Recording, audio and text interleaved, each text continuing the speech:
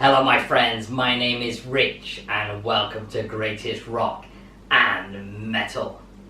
On Greatest Rock and Metal I talk about what are for me the greatest bands, albums, gigs within Greatest Rock and Metal, within rock and metal.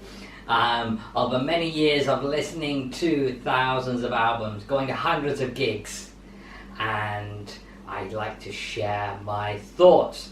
If you enjoy what you see today, please press the red button to subscribe to the channel to see future episodes of Greatest Rock and Metal. In the beginning, good always overpowered the evil of all man's sins. But in time, our nations grew weak.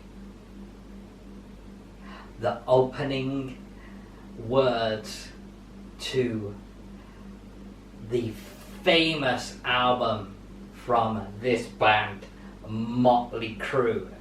The album, Shout at the Devil. The track, In the Beginning, which starts off a brilliant album from Mötley Crüe, and an album that was to really catapult their career. More on that a little bit later, as that is our featured album today. But first, what about Mötley Crüe? How did I get into Mötley Crüe? Well, we go back to the beginning. The band was formed in 1981, and actually 2021 is going to be a year-long 40th anniversary celebration of Mötley Crüe, in their words. And I think today, when I'm hoping to post the video, is the start of those celebrations, whatever that may entail. And I, as a very long-term Mötley Crüe fan, I'm hoping for some good things to come in the next year from the band. So my introduction was the song Live Wire and the video Live Wire, which was off their first album, Too Fast for Love. And I first saw that the video for that song in 1982, and I was captivated by the imagery, the stagecraft. They had pyro, they set the bass player's Nicky Sixx's boots on fire, and the song itself, 'Cause I'm alive, Live Wire. I loved the song itself as well as the imagery. And being a Kiss fan, as I still am today and was at that time, the imagery as well was one of the big things that hooked me in. It was like watching Kiss on steroids to a certain extent. And especially as Kiss was starting to wind down in terms of their playing of rock music, although they did pick it up again a little bit at that time, but we'll come on to that later. Another episode, because today's about Mötley Crüe. And a little bit of more history about Mötley Crüe. So as I've already said, the Shout at the Devil album took them to a little bit of a new level. But what really took them into the stratosphere was this combination of the image, the great singles. They put out some brilliant singles and videos at that time. This was the start in America especially of MTV, and they made videos that MTV really loved, and that helped get them a lot of recognition. 3 of the 4 members of the band members being Tommy Lee on drums, Vince Neil on vocals, Nicky Sixx on bass, and Mick Mars on guitar. 3 of the band members were very good looking guys, and that attracted the girls onto the band as well, because their music wasn't hard enough that it kind of pushed some of the girls to one side, and it really pulled a lot of girls into rock music who were probably more into pop at that time. And we got that from a lot of bands during what's been termed the hair metal era, where girls were a lot more attracted to rock and metal, which prior to then had been very male dominated. And I wasn't complaining. Great to see girls at gigs, and especially at a Mötley gig, because they always seem to be dressed very, shall we say, attractively. And the other thing that stood out about Mötley Crüe was the controversy that they seemed to cause wherever they went. And of course, in later years, they would write a book about all of their rock and roll exploits. This book here, The Dirt, which later became a movie. And they had a great career throughout the 80s, just going up and up and up, until they hit their peak with the Dr. Feelgood album, and then the vocalist Vince Neil decided to quit in 1992, and then Mötley Crüe's career plummeted with their new singer John Corabi. The 2004 came along, and the almost inevitable Reformation, with or the first Reformation, because there was another one later as well. The first Reformation, Vince Neil comes back into the band, but it didn't really make that much of an impact, and Crüe's career really didn't kick on. Tommy Lee then decided to leave the band for a period of time, and then that brought about another Reformation later on, but still didn't really do very much. So they decided to call it a day, and they launched this massive The End tour. You can see the shorts here, and make it very clear that this is to be the final tour, but oh no no no no. The final gig took place in Los Angeles on New Year's Eve 2015, but here we are 5 years later. Because of the success of the Dirt movie, they decided to get back together again, and they were meant to have played last year a massive stadium tour in North America, co-headlined with Def Leppard, but because of COVID, that got knocked on the head. So they're hoping to get back and do that again this year. We'll see what happens. So let's go back in time again. 1983. This album, the brilliant Shout at the Devil album, and just the album cover itself was to spark controversy, because we've got the title Shout at the Devil, we've got the pentagram, and then inside we have this amazing gatefold of the band with their hair glam metal image, and brilliant photography for this. It's one of my favourite album covers all around. This is a special anniversary edition. To be honest, I can't remember what anniversary edition this was. Maybe it was the 30th anniversary vinyl edition. And we have the, let's open that out on the floor there. Fantastic. We have the pentagram inside, lyrics, and then this is a kind of, what do you call that? I don't know. Pinky clear, little bit blood splattered, reddish vinyl, and sounds great, fantastic, and that's what matters most of all. So, what are my favourite 4 on Shout at the Devil? I always pick my favourite 4 tracks. Stick that there in a minute.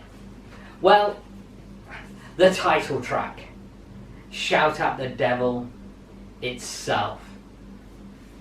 A fantastic track, brilliant live, and just got that great hook. Shout, shout, shout at the devil, and a great bit of a change in sound.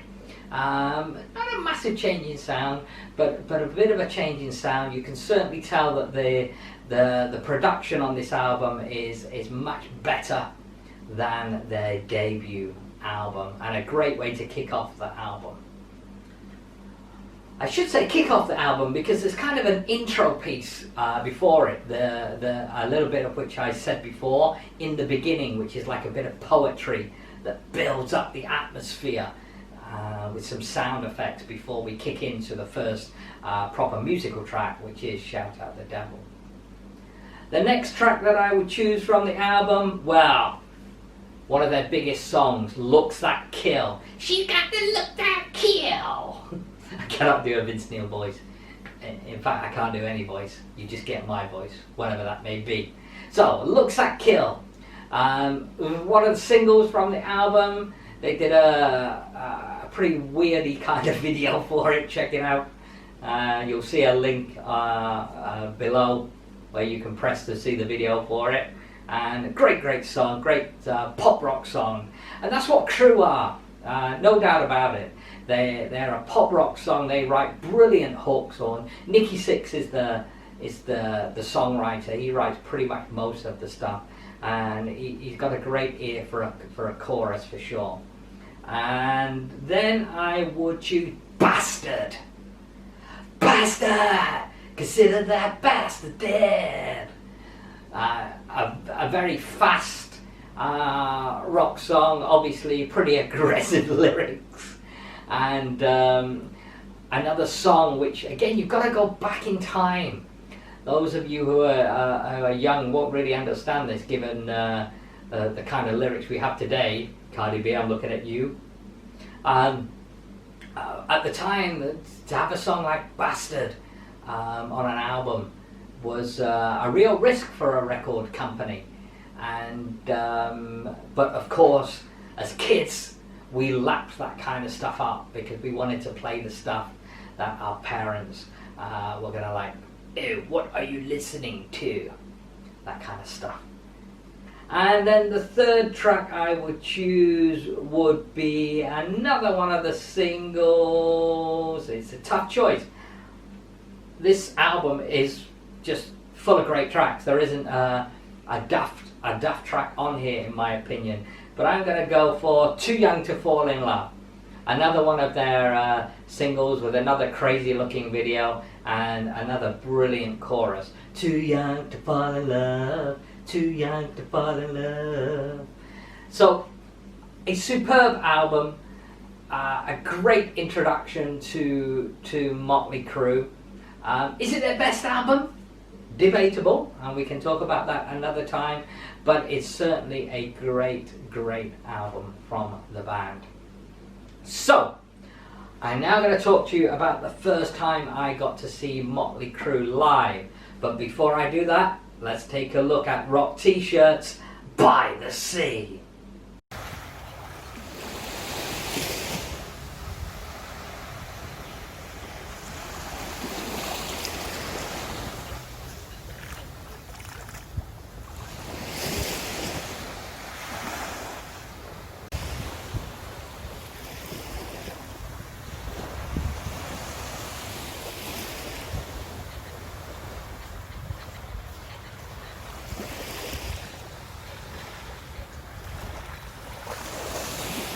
Hope you enjoyed that.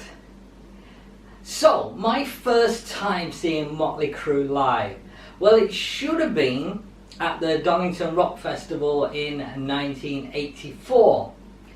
But unfortunately for me, Mötley Crüe were the very first band on the bill, and my coach arrived at Donington Park too late, and I missed them.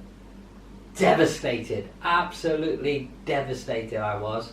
And like many American bands from the hair metal era, even though I was massively into so many of them, they didn't tour the UK that often because they were so successful in America that they obviously stayed in their own country to make money. So when bands came over from the hair metal genre, the American bands really wanted to see them, but unfortunately, I missed out then. But I didn't actually have that long to wait, because 1986, 2 years later, they released an album, Theatre of Pain. Here's the shirt from the tour, and they came over to do a tour for the Theatre of Pain tour. And so great excitement. They also had a brilliant support band, Cheap Trick. So this was a great double bill to have. And this is the ticket from the Manchester Apollo, a princely sum of £5 to see Mötley Crüe and Cheap Trick. Way! And what a bargain. And it was, as you would, I'm sure, believe, a fantastic concert. The excitement was to see Crüe doing their first proper tour of the UK was obviously immense. Doubly exciting for me. It was one of the earlier gigs that I'd been to, and like I was saying earlier, most rock and metal gigs at that time were very male dominated, but here we had a crowd where there's loads of good looking females in the crowd as well. Way! And that really boosted up the atmosphere. Not so many that it was just like a screaming type gig all the way through. Maybe some of you saw Bon Jovi in the early days will know what I mean by that. And Cheap Trick did a great job, as they always do, opening the show, playing some of their hits, and then Mötley hit the stage.